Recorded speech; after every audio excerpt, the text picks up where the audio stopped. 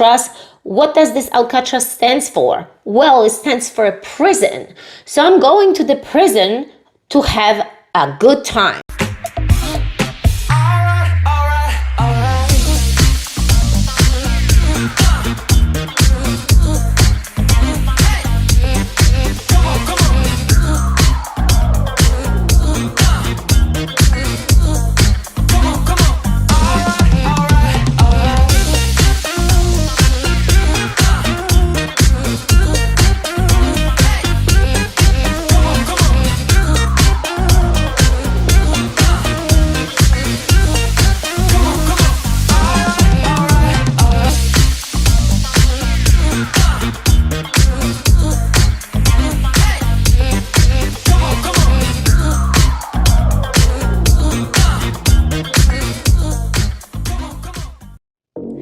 Welcome to the Eckert podcast, episode number 2.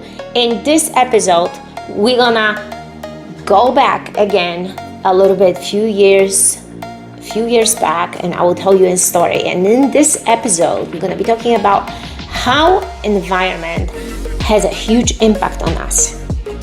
But at the end of the day, you are in control. You are in charge. You make the decisions. You can either say yes or no. It's up to you. And we forget a lot of times that it really depends on us, that we cannot put responsibility out there. The responsibility lays on our shoulders and our life depends on us. And that's what the show is all about, Eva Eckert Show. I am your host. So welcome guys again to the Eva Eckert podcast, episode number 2. I am a Polish immigrant with a strong accent, big heart, kick-ass husband, and 2 beautiful kids. I am an American entrepreneur, and I share incredible mission to inspire all the women to take bold action towards their dreams, towards their passions and desires, so finally their life become more meaningful and more fulfilled.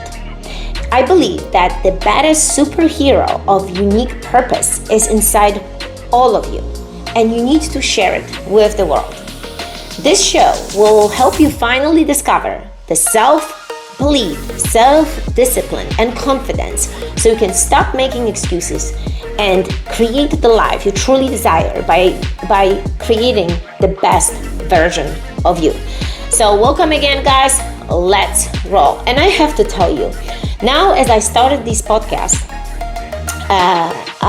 it feels totally different compared to when I was doing live shows. It feels like when you're actually looking at the camera in a live show, you see people commenting, you see reactions, you see people's questions versus here, right? In podcasts, you're kind of talking to the mic, you're talking to the camera. I have Tyson actually here behind the camera, making sure that everything is recorded, nothing gets chopped, and I, for instance, keep on talking and nothing is recording, and we're gonna start all over the show again, right? So it's just totally different feeling. And I was thinking, how can I speak to you so I feel like you're there? Because you're gonna be watching this episode later, right? It's pre-recorded. So I'm like, I have to just imagine my audience. I have to imagine that all of you out there are actually listening and taking notes and thinking, wow, okay, this is her story, but where is my story? Where does my story begin? And how can I take the lessons based on what she is sharing? Because as I mentioned today episode, we again going back. If you watched my first episode, I was a little bit taking you on a journey, like when everything started, how was my family, and we finished with really my journey to Germany to meet with my father, which I ended up not seeing him, and we're gonna continue today, right? But in those shows, I believe that being vulnerable, being real, saying how it is, it's gonna create the best connection between you and me, with the audience, right? And I think that this is, the hardest part of any live show, any podcast, that we need to become so vulnerable and open up completely to the audience. So I thought that by sharing these stories, you're gonna connect to your story. You're gonna connect to the point that maybe you've been hiding a part of your story, like you've been not really real with everyone around you, with your friends, with even your family. And maybe there are parts of your story that nobody knows. And maybe this part of the story is something that it's sitting like a chip on your shoulder and it's not allowing you to become the best version of you. As I say, that all of us has these superhero powers, and so many times that are blocked by our stories or things that happened to us, or we just don't completely understand the story. We didn't really take the moment to learn the lessons, to reflect on it, and to ask ourselves this question: hold on, why am I the way am I today? Why I pursue the things that I pursue? Why the interest? Or why I am so hard on myself? Or why am I such a badass? Or why am I maybe such a weakling? Or why am I not going forward? What is stopping me? What are the beliefs in me that have been put by my family, the environment? You know, those are very important things to think of. As I mentioned to you, I was born in Poland. I grew up in Poland. Beautiful but small family. My mom, my aunt, my cousin, and my great-grandma at that time, because I think she died when I was about 26 to 27 years old. She was pretty old. She was 98 years old and she died. So it was very small family. Me and my cousin, we did not have our fathers around us all our lives. So we were like overly broken kids, I think. You know, the fact that the grandpa was there, and the grandpa was, as I mentioned to you, he was taking us to, teaching us how to ride bikes, how to play badminton, and he was always involved in us, and we would always be very close to him. He gave us literally many lessons, and when I think of soccer, I think of him, playing with bare feet on the grass. Or when I think of mushroom picking or blueberry picking, I'm thinking about my grandparents. And that's the beauty, when that's our legacy. When you think about it, what is the legacy that you want to live? That's the legacy when your kids or grandkids are thinking of you that way. And I believe that was that power that he left, and he kind of almost put it like in DNA in me, like you put that chip in someone and it stays with you and it lives with you, and eventually you want to teach your kids, right? So it's the same thing. So it was a small family, and the fact that we were growing up without our fathers, I believe that it put a strong impact on us, and that was that missing part within our childhood that caused us to be really lost. So when I believe I was about 16 years old, a friend of mine introduced me to a place I remember called Tencha, and it was like the old form of aerobic. You would go on a mat with bare feet, and you would perform 60 minutes of a workout. Do you guys remember the Jane Fonda videos? That's what I'm talking about. These one-piece suit with a belt around your waist, and these tight leggings, and these funky movements. That's what the aerobic fitness was all about. So that was the beginning of me getting involved in fitness, taking lessons. But shortly, this fun turned into obsession and anorexia. So those of you who knows what anorexia is, I think we all know this term. It's a disease, right? You become so worried about your food to the point that you barely eating anything, you losing weight. And I got so skinny that I remember my friends were telling me, sitting behind me in a classroom, saying that my ribs were sticking out of my shirt. And the worst part of all of this is that you don't see it. You don't see it yourself. So I experienced this for a couple of years. I even ended up in a hospital. It wasn't fun. So all these things that were happening in my life, I always think, that was that search for something, because that love thing by my father wasn't fulfilled. And you always in a search of something. You always want to be in control of something, because that was that one missing factor that wasn't fulfilled. So you think, okay, if I'm gonna be in control of this, that's gonna bring me some peace or some self-fulfillment, which it wasn't. So from one thing to the next, when I was about 17 years old, my mom decided, well, all this battle that we have with your father, since he was living in Germany and he couldn't pay the alimony, he couldn't pay the child support. She decided that maybe it's time for us to just take a trip to Germany and show up there. And that's what we did. That maybe it's time for him to take some responsibility and just pay for me, since he didn't want to pay for me. So maybe if I'm gonna be there, then he's gonna finally be paying. Well, it didn't lead us anywhere, because imagine, we showed up at his place. He decided that he's not gonna help us, drives us to a train station, leaves us with our luggages, and said, you know what? This is up to you. I'm not welcoming you here. I don't know what you came.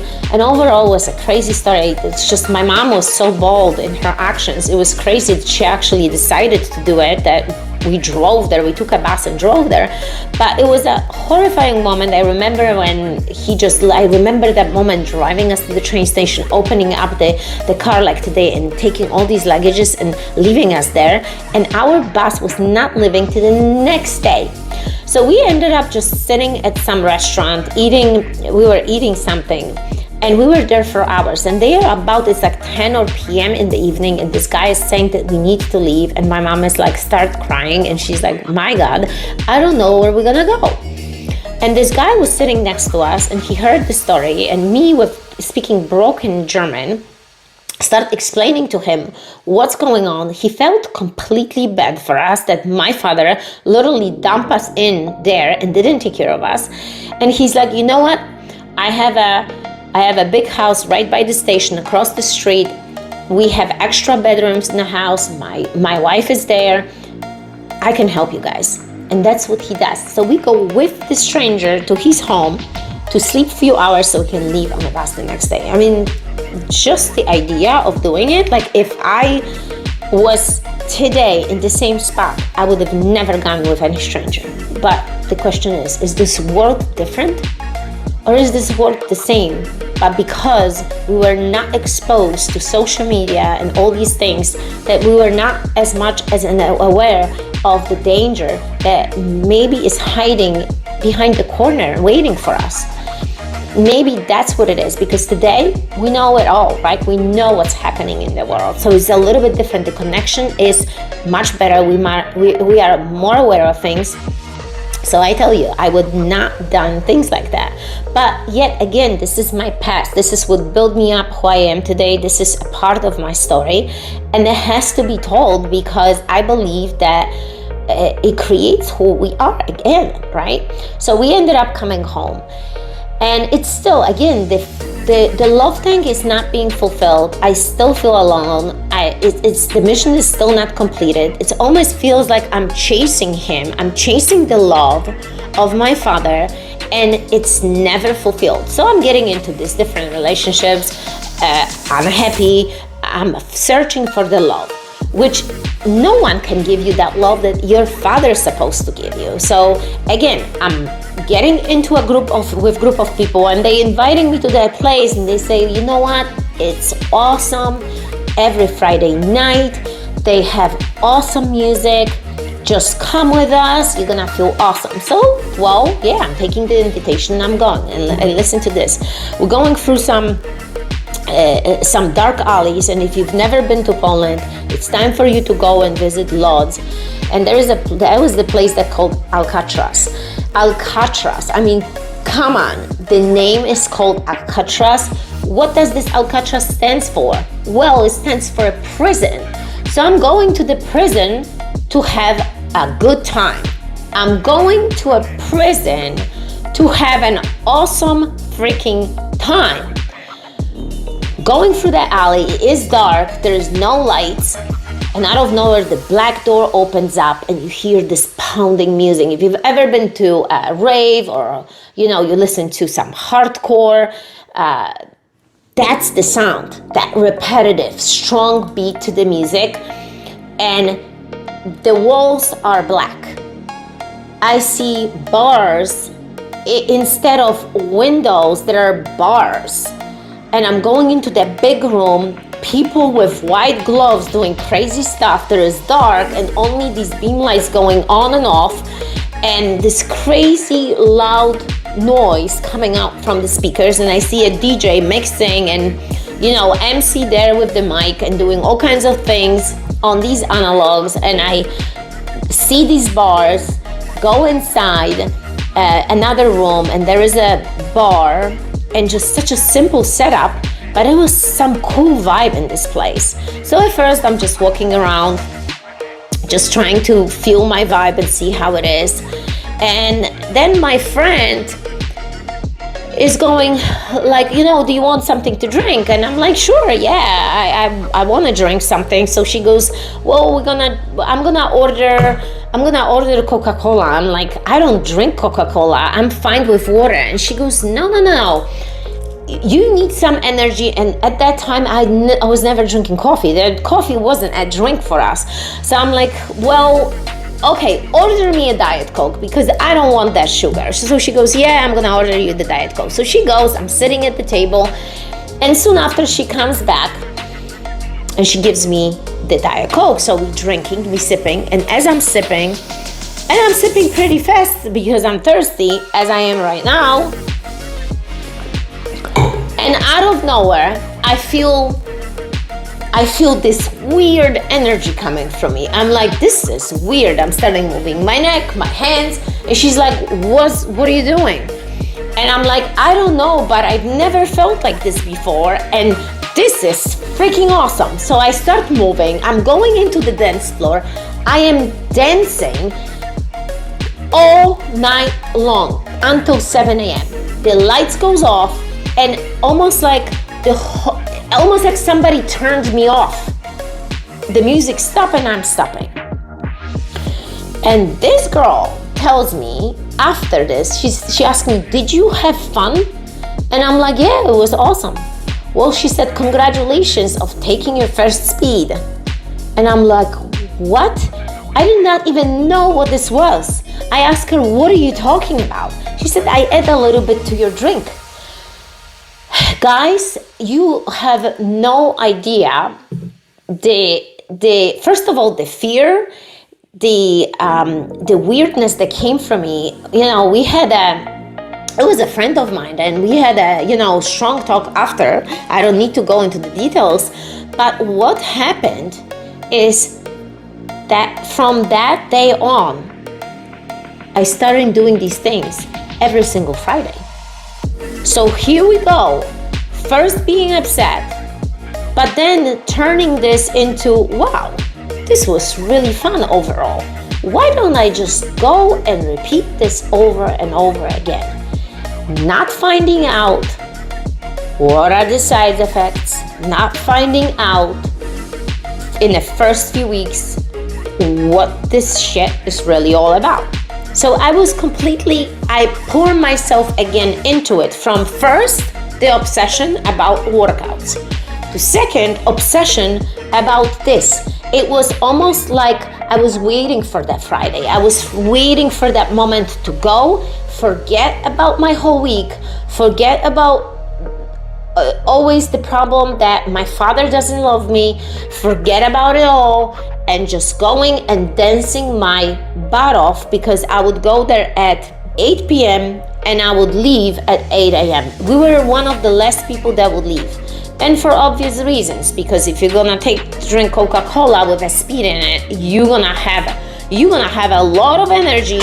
And the worst part is when the lights are off and you stop, and longer you do these things and longer pretty much continue doing this crazy stuff, you're gonna end up having these awful emotional breakdowns that I started having. And this thing didn't stop me from doing it, because again, I was so connected to just that feeling. I wanted to feel good, and that's what this thing was giving me. This music, this idea of doing things, it was just so possessive over me that I had a hard time to quitting. And as innocent as it sounded in the beginning, as innocent as it was, I didn't realize, but it took me pretty much, I think, a whole year until I stopped it, or maybe a little bit over. But the way how I stopped it, and that's where these moments come to your life, when the universe is sending you these warnings and it tells you enough is enough. And if you don't take the universe poking you right there, you might get into trouble. And exactly that's what happened to me. So we ended up going to some party, and I remember it wasn't in this place, it wasn't in Alcatraz, it was somewhere else. It was like a rented place, and I'm seeing all these people that I normally would see. I felt like I finally fit in. I had the friends, and you know what? I couldn't even connect with anybody at this time. I couldn't connect with my family, I believe, in this time. I couldn't connect with my mom. I couldn't connect with my friends. When I was going to high school, I couldn't connect with the people that I had. I felt like no one understands me. I am only one here alone. This place sucks. The only place is good is Friday night, and that's it. And that was my broken feeling. That was my broken head, pretty much. That was my mindset that I had, that I had no one to really teach me and tell me what's wrong. So when I ended up going to that party and I see my friends, and somebody is like, and I'm searching for this stuff, and somebody is like, well, there is one girl that can split with you. So I'm doing this stuff, the bad things that we talk about. I'm putting in my Diet Coke, and within 30 minutes, I am getting this awful headache. This awful headache turns into me barely being able to open my eyes, and me throwing up constantly.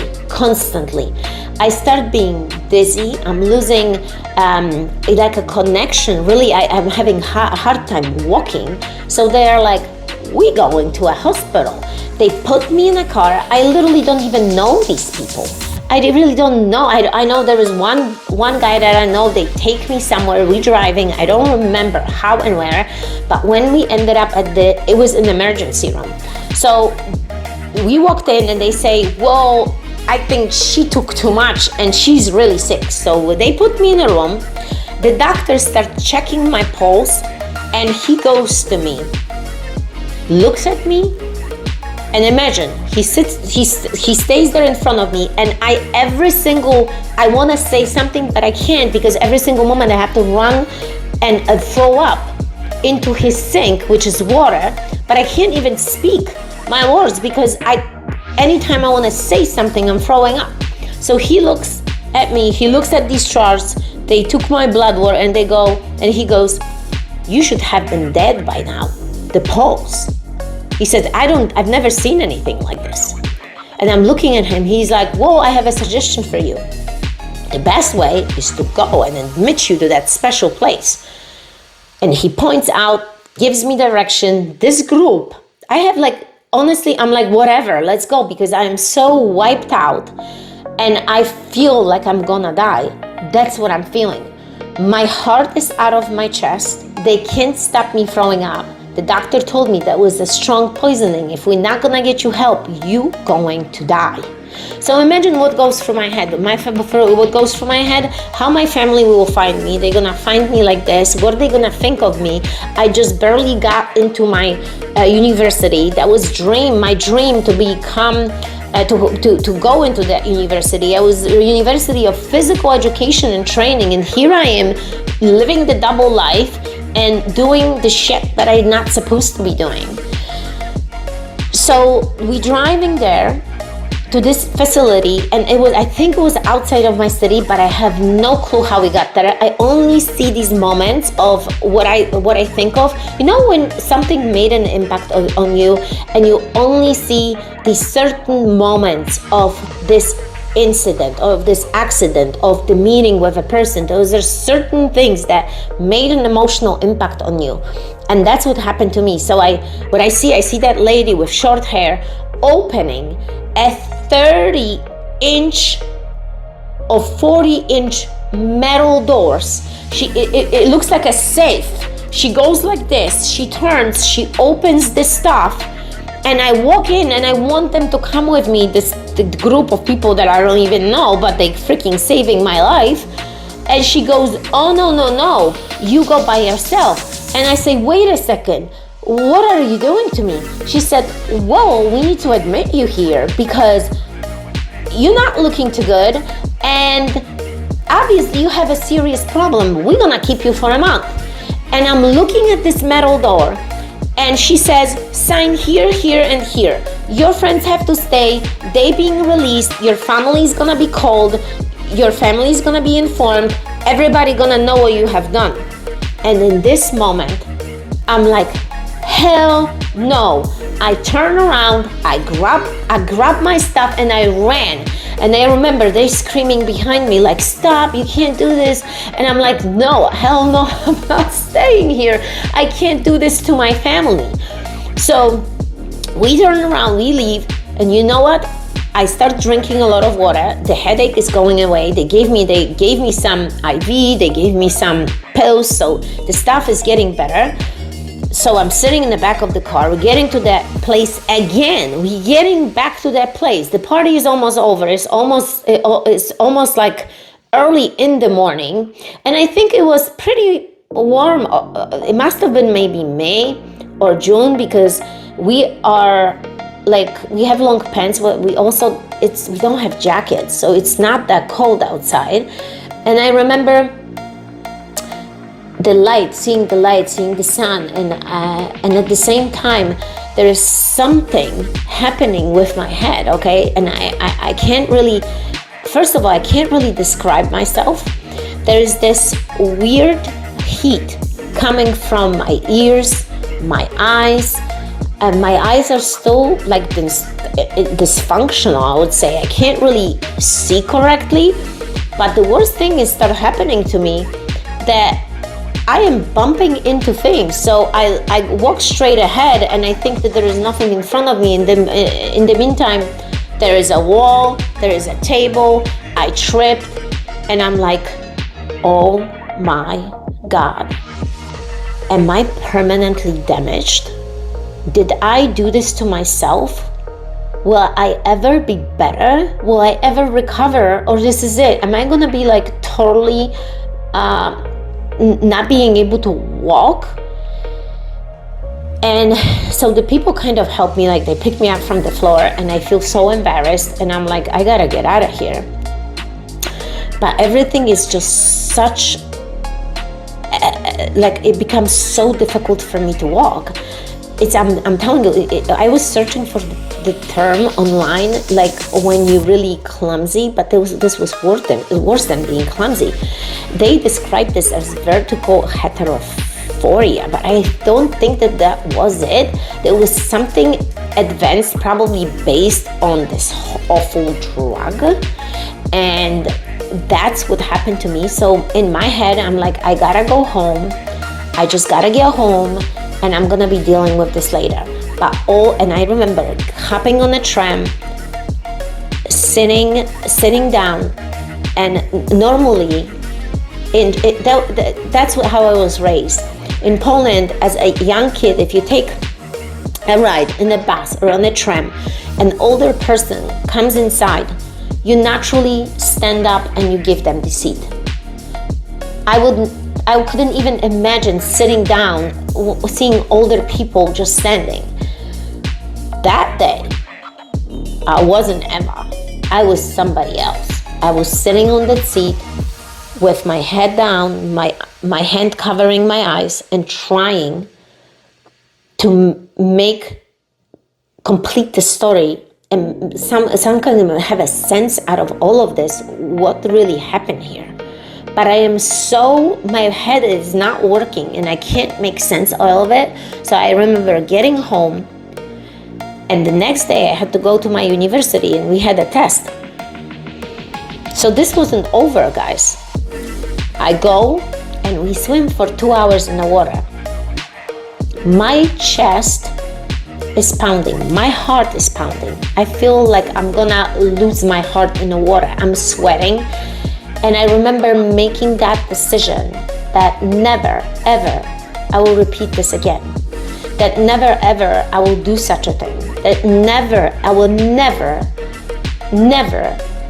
be in a situation like this when I am totally not in control of myself. I'm not totally control in my own behavior. I'm not totally control in saying yes or saying no, doing things that were completely not me, and doing things behind everybody's back. I realized that I was living a double life, and this is not the life that I want to live. That university is important for me, and in order for me to graduate and do everything and pass all these physical exams, because that was no joke. Have you ever sweat in the water? If you've never sweat in the water, start swimming for 2 hours with a speed and implementation of the correct movements, and you're gonna realize that you can sweat in the water.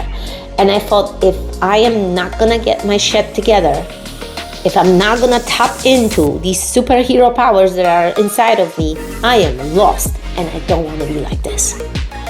So the whole story, guys, today is to show you that, first of all, we go through life, there are a series of stories building our life. It's like a movie, right? Every movie has a moment of sorrow, a moment of empathy and happiness. There are things happening. It's never smooth. It's never smooth surface like the ocean, right? Has storms and a beautiful weather. The same here with our life. The stories take a part of our lives, who we are. We can't change the stories, but we can understand better meaning of them. We can pull lessons out of them, and we can see, okay, this was a universe sending me some lessons here, and how can I become better? Do I want to be this way, or I want to be better? So whatever you're facing right now, in today, what happened yesterday is your past. Remember, we can't live with the past because it makes us upset. We can only look for the future, have dreams, have desires, have ideas, striving towards them, and ask ourselves questions. Is this aligned with the mission? Is this aligned with my purpose? Is this who I wanted to be? If not, stop right there, stop at this moment, and start doing different things. That's what it's all about, changing. Because we can always change our future. We can't change our past, but we can change the future. So that's why I always say writing, journaling, having ideas, having something that drives you towards the big picture, that's what's gonna inspire you in the long term. That's not even a motivation. It's that terminology inside of you. You live with this. You connect it on an emotional level, and that's where the belief comes in place. That's when you start operating in a different vibrancy. And just to finish this episode, guys, I want to tell you that the superhero is within you. You just need to discover it. Look inward, reconnect with your innate force, and find the purpose and the true meaning of you. Knowing with clarity will give you unstoppable energy. Your superhero cape will give you the wings, even if they are invisible. So spread them wide and fly high with your ideas. May your discipline, energy, and confidence be unstoppable. May your passion and curiosity be endless. May your enthusiasm be infectious. Your inner glow shine through the projects and your creations, and may your final income be of service to others. Each of us makes the difference in the universe. I make mine, and the universe is awaiting you. No excuses.